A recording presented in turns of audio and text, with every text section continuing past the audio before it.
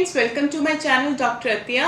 आज का भी हमारा टॉपिक इनफर्टिलिटी के बारे में ही रहेगा। इससे पहले भी मैं कई वीडियोस इनफर्टिलिटी पे बना चुकी हुई हूँ कि हमें प्रेगनेंसी के लिए, कंसीव करने के लिए हमें ऐसे कौन से टिप्स को अपनाना चाहिए, हमारी फैलोपियन ट्यूब ओपन है या नहीं है, हमारी ओवुलेशन टाइमली हो रही है कि नहीं हो रही, पीरियड्स का साइकिल कैसा है, रेगुलर है या इरेगुलर है।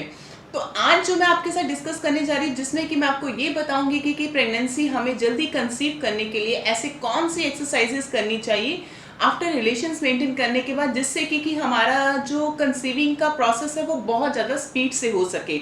तो इससे पहले कि जो मैंने वीडियो में बताया था कि प्रेगनेंसी जिनको कंसीव नहीं हो पाती, तो उसके लिए ऐसी कौन कौन सी एक्सरसाइजेज है जो कि हमें रूटीन में करनी चाहिए। और आज जो मैं एक्सरसाइज आपको बताने जा रही हूँ, ये हमें रूटीन में भी करनी चाहिए और ये मेन इंपॉर्टेंट कब करनी चाहिए, जब भी हस्बैंड वाइफ के रिलेशंस मेंटेन होते हैं उसके बाद जो उसकी वाइफ है उसको ये वाली एक्सरसाइज करनी चाहिए, जिससे कि जो हस्बैंड का सीमन है वो उसकी फैलोपियन ट्यूब तक जल्दी जा सके, और फैलोपियन ट्यूब तक जल्दी जाने से और उसके एग्स के साथ फर्टिलाइज होने से तो जल्दी कंसीव हो सके। वो एक्सरसाइज कौन सी है? वो है लेग अप होल्ड एक्सरसाइज। तो आज हम एक्सरसाइज के बारे में मैं आपको ये बताऊंगी।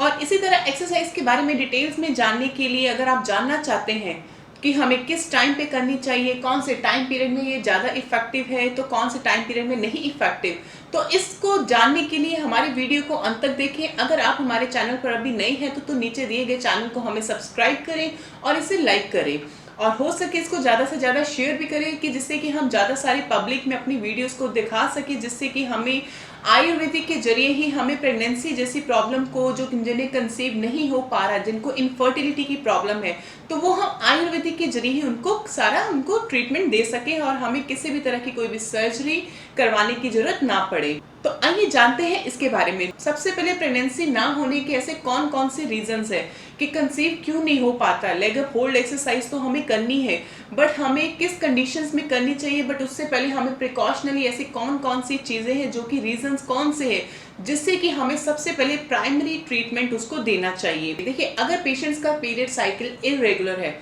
तो हमें सबसे पहले साइकिल को रेगुलर फॉर्म में लेकर आना। अगर उसकी ओवुलेशन नहीं हो पा रही, उसकी ओवुलेशन टाइमली चेक करनी पड़ेगी कि वो किस टाइम पे उसका ओवुलेशन एग रप्चर्ड हो रहा है कि नहीं हो रहा। अगर उसको पीसीओडी की प्रॉब्लम है तो पीसीओडी को क्लीन करना चाहिए।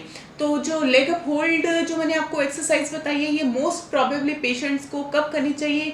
जब भी हस्बैंड वाइफ के रिलेशंस बनते हैं। वाइफ को उसके बाद क्या करना चाहिए कि रिलेशंस मेंटेन करने के बाद जब भी हस्बैंड का सीमन एंटर होता है तो वह सर्विक्स से होकर वो फैलोपियन ट्यूब तक जाता है। उस कंडीशंस में पेशेंट को अपनी लेग अप होल्ड एक्सरसाइज करनी चाहिए, जिससे कि सीमन बहुत ज्यादा स्पीड से एसेंड फॉर्म में उसकी फैलोपियन ट्यूब्स तक पहुंच सके।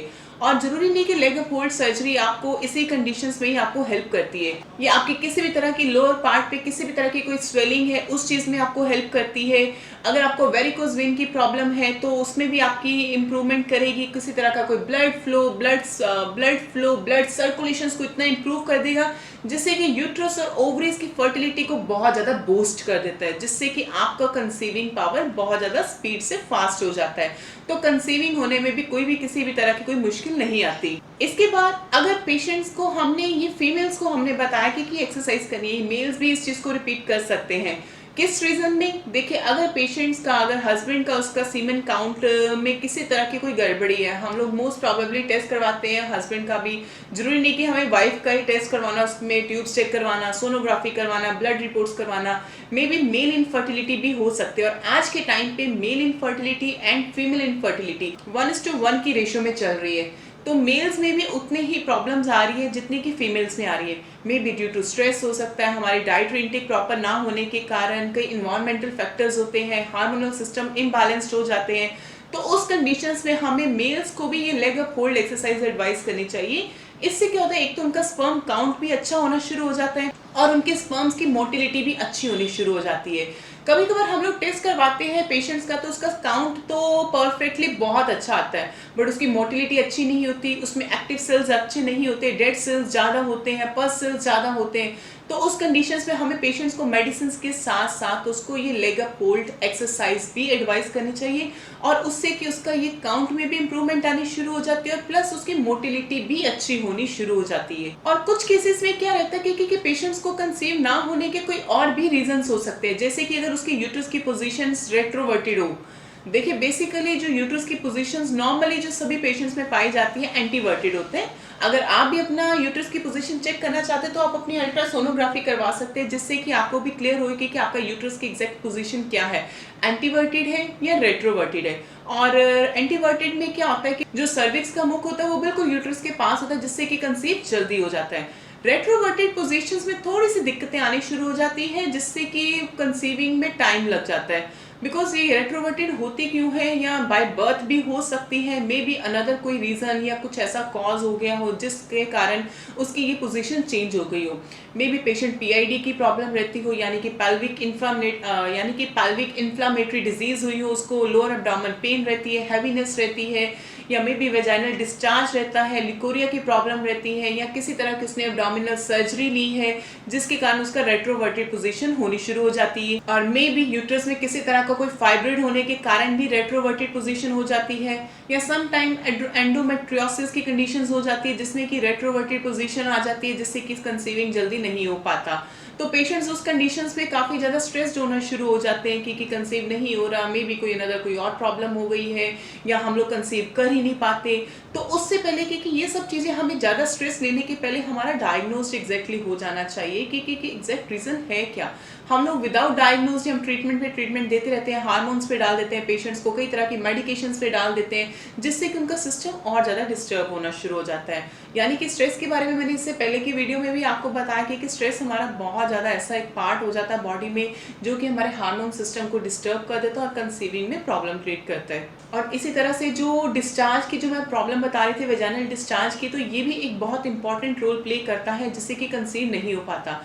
देखिए जितना पेशेंट्स में वेजाइनल डिस्चार्ज रहता है, अनहाइजीनिक कंडीशंस रहती है, पेशेंट्स हाइजीनिक नहीं रखता, ड्यूरिंग पीरियड्स के टाइम पे उनकी जो प्रॉब्लम्स रहती है, लॉन्ग प्रोलॉन्ग टाइम तक नैपकिन्स यूज़ करना, जिसके कारण काफ़ी तरह के रैशेस आने शुरू हो जाते हैं, या डिस्चार्ज आना शुरू हो जाता है, इन्फेक्शन होनी शुरू हो जाती है, जिससे कि जो डिस्चार्ज होता है वो उसका पीएच लेवल काफ़ी एसिडिक होता है। तो एसिडिक होने के कारण हमारी जो इंटरनल म्यूकस लेयर्स होती है वो काफ़ी ज़्यादा रप्चर्ड होनी शुरू हो जाती है, और इन्फेक्शन डे बाय डे काफ़ी ज़्यादा बढ़ती जाती है, और लिकोरिया की प्रॉब्लम काफ़ी सिवियर हो जाती है। तो जिससे कि पेशेंट्स को कंसीविंग में प्रॉब्लम आनी शुरू हो जाती है। बिकॉज होता कि जो डिस्चार्ज मैंने बताया कि उसका पीएच लेवल काफ़ी एसिडिक होता है, तो जब भी हस्बैंड वाइफ रिलेशंस मेंटेन करते हैं तो डिस्चार्ज की प्रॉब्लम में क्या रहता है कि सीमेन जब एंटर करता है तो जो एसिडिक लेवल रहता है वो सीमेन को वहीं पे डेड कर देता है और वो फैलोपियन ट्यूब्स तक पहुंचने नहीं देता, जिससे कि पेशेंट कंसीव नहीं कर पाता।